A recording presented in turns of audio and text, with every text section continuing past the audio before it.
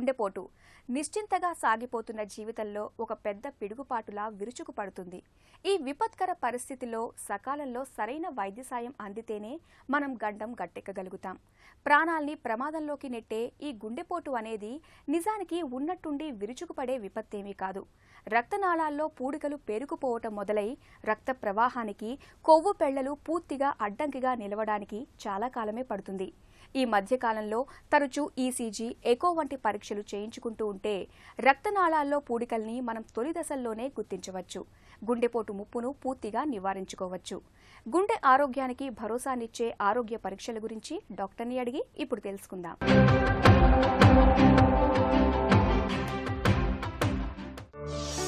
గుండెకు సంబంధించిన పరీక్షల్ని ఏ వయసు నుంచి మొదలు పెట్టాలి?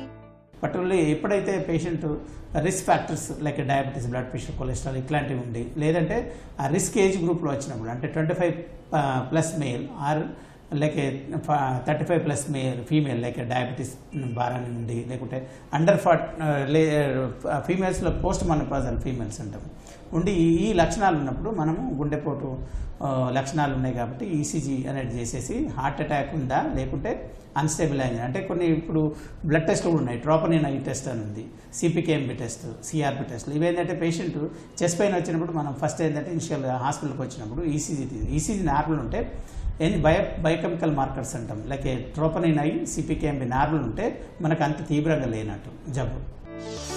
ఈసీజీ, ఎకో పరీక్షలతో గుండెలో సమస్యల్ని ఖచ్చితంగా పసిగట్టవచ్చా? ఈసీజీలో ఏంటంటే మనము హార్ట్లో ఉన్న ఎలక్ట్రిసిటీ మనము బయట ఉన్న ఎలక్ట్రోడ్ ద్వారా రికార్డ్ చేసి మనము అంటే మామూలుగా ఇందులో ఏంటంటే ఈసీజీలో చేంజెస్ అంటాం, ఎస్టీటీ చేంజెస్, ఆర్ వేవ్స్ కానీ ఈ ఈసీజీలో చేంజెస్ని బట్టి మనము హార్ట్ అటాకా లేదా అని నిర్ధారణ చేస్తుంది. సపోజ్ మనకు ఈసీజీలో అబ్నార్మల్ ఉండి హార్ట్ స్కానింగ్లో మనకు హార్ట్ పంపింగ్ డిఫెక్ట్ కానీ లేదా కండరంలో వాల్ మోషన్ అబ్నార్మాలిటీస్ అంటారు. ఏదైతే కండరానికి రక్తం తగ్గిందో ఆ కండరం అనేది మామూలుగా కొట్టుకోకుండా కొంచెం తక్కువ అంటే కంట్రాక్ట్ కావడం వల్ల అక్కడ మోషన్ తగ్గుతుంది. దాన్ని హైపోకైనేషియా అంటాం.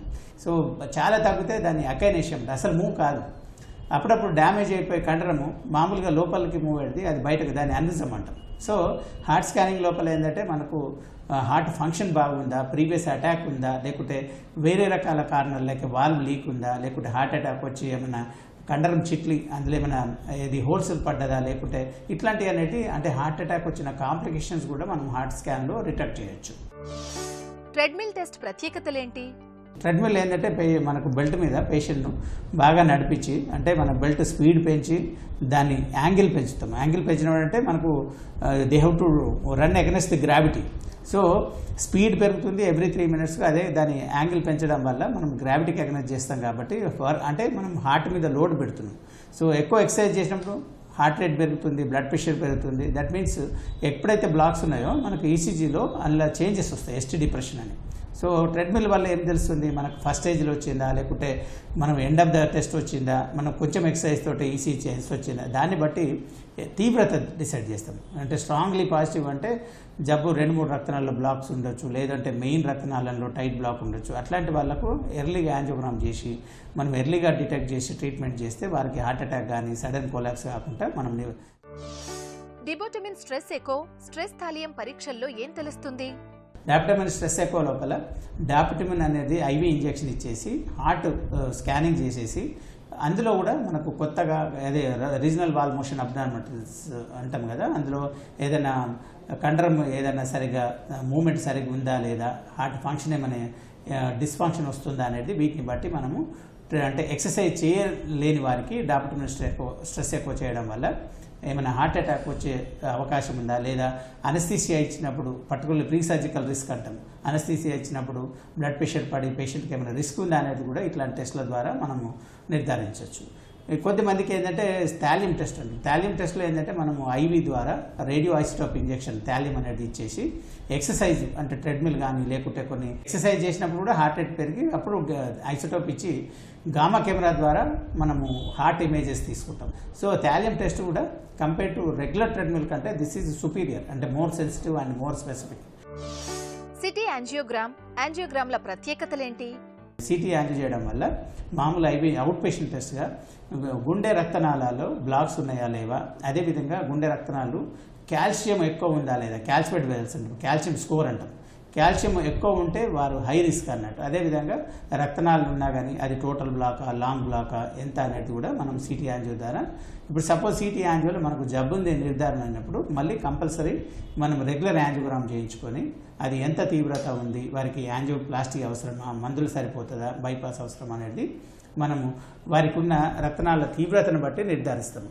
మామూలుగా మన రెగ్యులర్ యాంజియోగ్రామ్ కంటే ఇప్పుడు మనకు 2 రకాల పద్ధతుల ద్వారా చేస్తాం. ఒకటేమంటే ట్రాన్స్ఫ్యూమరల్, అంటే తొడ ద్వారా మనము చిన్న మైక్రో పంక్చర్ చేసి వైర్ పాస్ చేసి దాంట్లోంచి ఈ క్యాథెటర్స్ పాస్ చేసి గుండె రక్తనాళాలకు ఇంజెక్షన్ ఇచ్చేసి మనము ఫ్లోరోస్కోపీ లోపల యాంజియోగ్రామ్ పిక్చర్ తీసుకొని, ఇంకొకటి ఏంటంటే రేడియల్ యాంజియోగ్రఫీ అంటాం. రేడియల్ యాంజియోగ్రఫీలో ఏంటంటే మనము ఈ రిస్ట్ దగ్గర ఉన్న రక్తం రేడియల్ ఆర్టరీని పంక్చర్ చేసేసి దాని ద్వారా మనము క్యాథెటర్స్ గుండె రక్తనాళాలకు పంపి కాంట్రాస్ట్ ఇంజెక్ట్ చేసి ఫ్లోరోలో ఇమేజ్ తీసుకొని అప్పుడు మనం ఆ ఇమేజ్ ద్వారా లెఫ్ట్ మెయిన్ బ్లాక్ ఉందా, ఒక రక్తనాళమా, 2 రక్తనాళమా, 3 రక్తనాళ, అదేవిధంగా లెఫ్ట్ మెయిన్లో బ్లాక్ ఉందా, ఇప్పుడు మూడిట్లో ఉండి హార్ట్ పంపింగ్ డిఫెక్ట్ ఉన్నప్పుడు bypass will give the better results. అదేవిధంగా లెఫ్ట్ మెయిన్లో బ్లాక్ ఉన్నప్పుడు bypass superior compare to angioplasty. అదేవిధంగా సింగిల్ వెజల్ కానీ లేకపోతే 2 వెజల్ బ్లాక్ ఉన్నప్పుడు, పర్టికులర్లీ ఎల్ఏడి లేనప్పుడు, లెఫ్ట్ మెయిన్ లేనప్పుడు angioplasty is the most advisable treatment choice. So లేదు మూడిట్లో బ్లాక్స్ ఉన్నాయి, మూడిట్లో 70% కంటే తక్కువ బ్లాక్స్ ఉన్నాయి, అట్లాంటప్పుడు medicines best compare to angioplasty కానీ బైపాస్ కానీ. గుండె జబ్బుల పరీక్షల్లో ఇటీవల కాలంలో నూతనంగా వచ్చిన మార్పులేంటి? ఈ మధ్యలో ఏంటంటే మనకు మార్కెట్లో కొత్త టెక్నిక్స్ వచ్చినాయి. ఎఫ్ఎఫ్ఆర్ అనేది అంటే ఫ్రాక్షనల్ ఫ్లో రిజర్వ్. అంటే దీంట్లో ఏంటంటే ఒక వైరు ఎక్కడైతే బ్లాక్ ఉందో వైర్ బ్లాక్కు ముందు మనం గుండె రక్తనాళాల్లో ప్రెషర్ రికార్డ్ చేసి ఆ బ్లాక్ దాటిన తర్వాత మళ్ళీ ప్రెషర్ రికార్డ్ చేస్తాం. ఆ లీజన్ వల్ల వారికి రిస్క్ ఉందా లేదా అనేది క్లియర్గా తెలిసిపోతుంది. 0.8Bలో ఉంటే అది 50% ఉన్నా వారికి యాంజియోప్లాస్టీ చేయాలి. ఒకవేళ సపోజ్ 90% బ్లాక్ ఉన్న ఎఫ్ఎఫ్ఆర్ నెగిటివ్ ఉంటే మందులతోటి మేనేజ్ చేయొచ్చు. అదేవిధంగా కొద్దిమందికి ఏంటంటే ఇప్పుడు ఐవస్ అంటాం, ఇంట్రావాస్కులర్ అల్ట్రాసోనోగ్రఫీ, పర్టికులర్లీ రక్తనాళంలోకి గుండె రక్తనాళాల్లోకి వైరు మీద మనము అల్ట్రాసౌండ్ క్యాథెటర్ పంపించేసి దాంట్లో ఉన్న ప్లాక్ అంటే లోపల జబ్బు ఏదైతే ఎక్కడ ఫ్యాట్ డిపాజిట్ను అథెరోస్క్లెరోటిక్ ప్లాక్ అంటాం, ఆ ప్లాక్ సింపుల్ సాఫ్ట్ ప్లాక్ అంటాం, అంటే లేదు లైపిడ్ ప్లాక్, సాఫ్ట్ ప్లాక్. అదేవిధంగా కొంచెం గట్టిగా ఉన్నది దాన్ని ఫైబ్రోటిక్ ప్లాక్ అంటాం. బాగా ఇది స్టోన్ లాగా ఫామ్ అవుతుంది, స్టోన్ అంటే లైక్ క్యాల్సిఫైడ్ ప్లాక్ అంటాం. అది ఎందుకు మనం ఈ ప్లాక్ను మనము డిసైడ్ చేస్తామంటే మామూలు సాఫ్ట్ ప్లాక్స్, ఇంటర్మీడియట్ ప్లాక్స్ ఉంటే సింపుల్ బెలూన్ చేసి స్ట్రెచ్ చేస్తే సరిపోతుంది. కాల్షియం బాగా ఉన్నప్పుడు అది మామూలు బెలూన్స్కు అది ఓపెన్ కాదు, కాంప్లికేషన్ రేట్ ఎక్కువ. సో ఐవా చేయడం ద్వారా మనకి ఏంటంటే దానికి ఎట్లాంటి టెక్నిక్ యూజ్ చేస్తే సక్సెస్ అవుతుంది అనేది కూడా మనకు తెలుస్తుంది.